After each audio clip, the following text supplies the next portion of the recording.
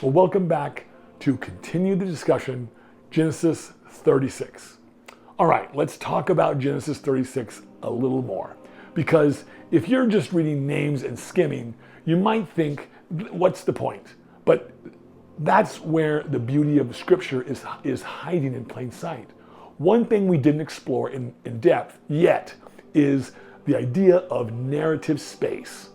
Genesis spends one chapter on Esau's kings and many chapters on Jacob's journey. That's intentional. The Bible isn't just recording facts. It's shaping a spiritual history, one that centers covenant, not conquest. And Genesis is making a quiet but firm statement. Just because someone gets ahead quickly doesn't mean they're walking with God. Here's something else worth talking about: the political maturity of Edom.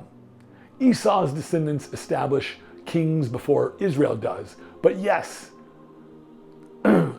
but notice this: there's no mention of God calling those kings, guiding them, or being involved in their leadership.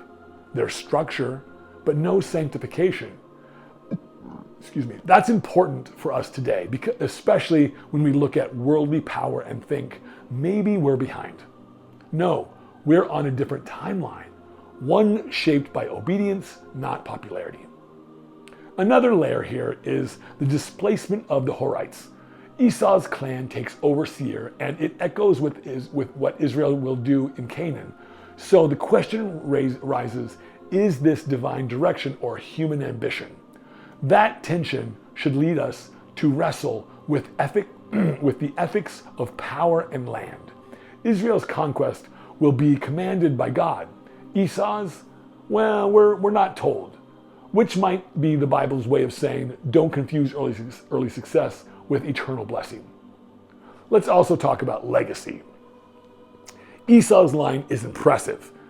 Chiefs, kings, regional powerhouses. But here's the thing: legacy without covenant doesn't last. We don't see a spiritual inheritance passed down. There's no prayer, there's no worship, no altar. Contrast that with Jacob, whose journey is messy, but ends up in worship and generational blessing. And it invites us to ask, what kind of legacy am I building? One that impresses others, or one that honors God? And lastly, something we only touched on: Herod the Great. Herod was an Edomite, a descendant of Esau. So when Jesus is born, the true heir of David, the one trying to kill him is from the brother who lost the birthright. That's not coincidence. That's the Bible trying to thread these things together. The spirit of opposition didn't die with Esau. It took root. And it reappears whenever worldly power tries to snuff out the promise of God. So when you finish Genesis 36, don't just move on. Ask yourself, where am I tempted to value speed over obedience? What kind of legacy am I really building? And how do I trust God's timing even when others seem to be getting it ahead? This chapter is more than a list. It's a mirror. And if we sit with it long enough, it starts to speak to us. And here's something that's easy to miss in Genesis 36. The global footprint of Esau's line. This isn't just one family's expanding. It's a picture of how nations develop outside of God's covenant people. Verse after verse, you see a kind of geopolitical rise happening. Cities, districts, chiefs, kings. The land of Seir is named repeatedly, not just as geography, but as a territory claimed. This is empire in the making. And here's the kicker: it's all happening without a single mention of God. There's no covenant, no prayer, no divine promise, and that silence, it's loud. It raises a powerful question for us. What does it mean to succeed without God's presence? In the eyes of the world, Esau wins. But in the eyes of eternity, there's something missing. It's like building the kingdom, but forgetting the king. Now, culturally, there's something else here. Esau's descendants intermarry with Horites and eventually displacing them. That intermingling of tribes and customs helps explain why Edom becomes such a complex nation later on. You get a mix of Semitic and non-Semitic influences. So when Israel clashes with Edom later in the Bible, it's not just political, it's cultural. It's almost like two competing visions of identity. One based on covenant, one based on conquest. Also, check this out. The use of chiefs, Hebrew alufim, tells us something about Edom's structure. These weren't kings in traditional sense yet. They were clan leaders, hereditary tribal rulers.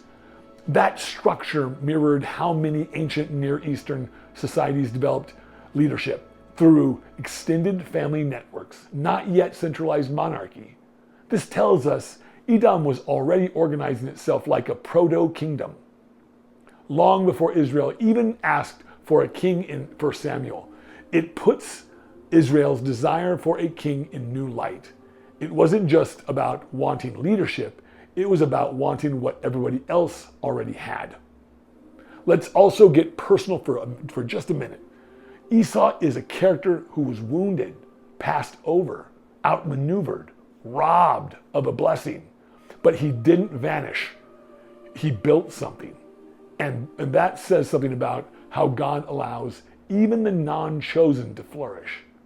That doesn't mean the blessing was revoked from Jacob. It just means God's mercy is bigger than our theology sometimes. Esau wasn't cursed. He just wasn't the line through which redemption would come. That nuance matters. It challenges us to consider how we view those outside the church today. Not chosen doesn't mean not loved. And one last thread. If you trace Esau's lineage long enough, you eventually get to Amalek, the father of the Amalekites, Israel's arch enemies. These were the ones who attacked Israel in the wilderness and whom God later declares war against. That's a chilling reminder that the unresolved bitterness can grow into generational hostility. A broken blessing doesn't just disappear, it echoes. And it begs us to ask, where do I need to make peace before my wounds become weapons for the next generation? So yeah, Genesis 36 is more than names on a page. It's an X-ray of legacy, power, brokenness, and mercy. It invites us to see what happens when we build our lives without God and how those lives can still impact God's story, even from the outside. Well, thank you again for joining me for this version of continuing the discussion of Genesis chapter 36. I'll be back tomorrow with another chapter. And again, drop your comments below. Let me know what you guys are thinking about this, of the Bible studies. Thank you for those who are following along. Thank you for those who are participating. I really deeply appreciate it. And if you want, please follow and drop any kind of insights that you might have about some of these stories, if you have any, or if you think there's any questions or noteworthy things that come to mind. I'd be happy to do some research. That's all I like to do these days. I'm happy to find the answers if I don't already know. So I don't know everything. I'm not an expert, but I'm trying to become one, so to speak. So please, thank you so much for coming along, and we'll see you tomorrow.